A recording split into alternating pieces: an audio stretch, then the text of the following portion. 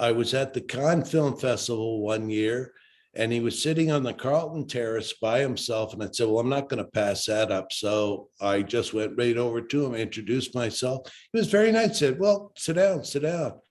And I proposed that we would like to do an interview at some time, a time of his choosing.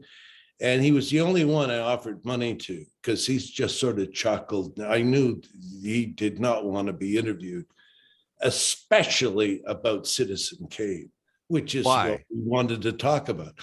I think he was just tired of that movie, and just that's all anyone ever wanted to talk about. He wanted to talk about the next film he was making. And being at the Cannes Film Festival and sitting on the terrace, he was obviously hoping to meet somebody with some money, or a distributor or somebody that would give him the go-ahead on his next project. But he was very nice. And I said, we'll pay you $5,000. He said, no. But he was very nice. It was a great, I got to meet Orson Welles and spend 10 minutes with him. So that in itself was enough.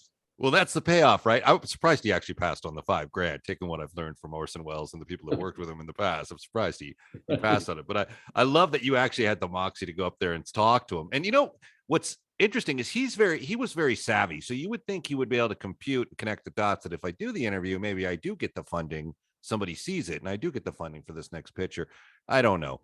But to stay on Welles for a second, you're sitting there with Orson Welles on the terrace, and you're standing there and he invites you to sit down. Like, what's going through your head? Obviously the agenda of getting him to do the interview, but do you ever at some point go, shit, man, I'm on the terrace with Orson Welles? That's about all that was going through my mind. I may have been talking gibberish, but yes, that was a central part.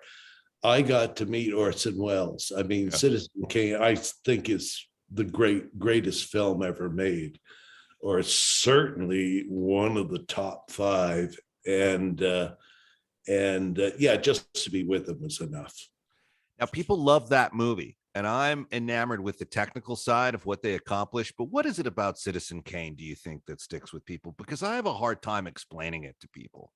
I think it's the one movie that puts everything together. It's got, I would say, one of the best scripts ever written. Technically, the photography is great. The direction is superb. The casting and the performances are just sensational. So it took all of the various technical elements, and they're all rolled into one. It's like all of those elements are at their very best. And most of all, I think it's just a great story. The script was just superb. I didn't see it till I was probably 18, because I tended to avoid films where it said, oh, you got to see it's the greatest film ever made, and you go, yeah, it's like going to school. You have to see this movie, and I don't want a chore. Anyway, I did see it, and when it finished, I said, that's the greatest movie I've ever seen. So, that was the one great film where I came out and said, that is really a great film. And I saw a terrible 16 millimeter print, but it still came through.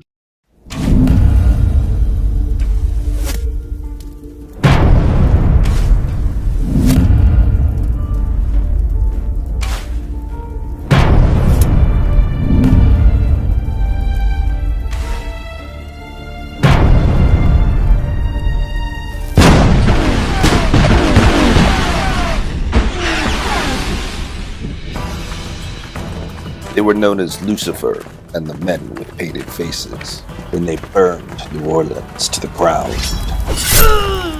And when they sacked Panama, I knew that my road to redemption would be paved with tombstones. And by the time they brought the apocalypse to West Africa and the Indian Ocean, I would come to know 2 words with biblical significance. No quarter. No quarter Kill All Masters, rated R. Coming soon. Available on all platforms. Visit NoQuarterKillAllMasters.com.